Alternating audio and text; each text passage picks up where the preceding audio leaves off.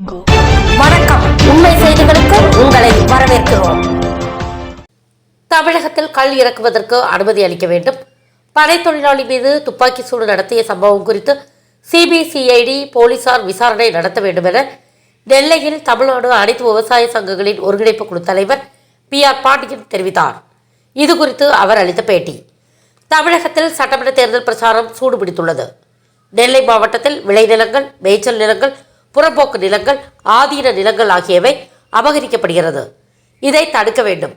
நெல் கொள்முதலில் பெரிய அளவிலான பாதிப்பு ஏற்பட்டுள்ளது. இதற்கு காரணம் தனியாருக்கு கொள்முதல் நிலையங்களை தாரை வார்த்ததுதான்.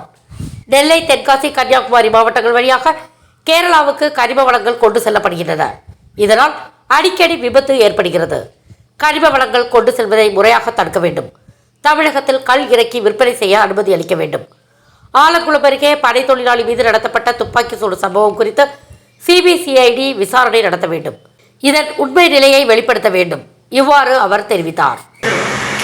தேசிய வேளாண் காப்பீட்டு நிறுவனம் ஏற்கனவே தமிழ்நாட்டில் அதிமுக ஆட்சி கால வரையிலும் முழுமையாக காப்பீடு செய்தது.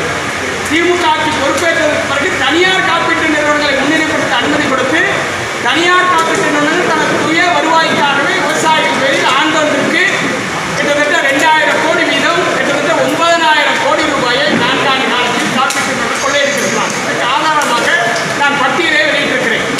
அதிமுக ஆட்சி காலத்தில் 4 ஆண்டு காலம் 13,299 கோடி ரூபாய் விவசாயிகளுக்கு இழப்பீடாக வழங்கப்பட்டிருக்கிறது. திமுக ஆட்சி பொறுப்பேற்றதற்கு பிறகு 3000 கோடி ரூபாய் இழப்பீடாக கொடுக்கப்பட்டிருக்கிறது. அவர்கள் தமிழக அரசின் புள்ளி விவரத்தின் அடிப்படையிலேயே 9000 கோடி ரூபாயை காப்பீட்டு நிறுவனங்கள் மூலமாக திமுக அரசு பங்கு போட்டிருக்கிறதோ என்ற அச்சத்தில் தான் திமுகவை இந்த அளவிற்கு விமர்சிக்க வேண்டிய அவசியம் ஏற்பட்டிருக்கிறது.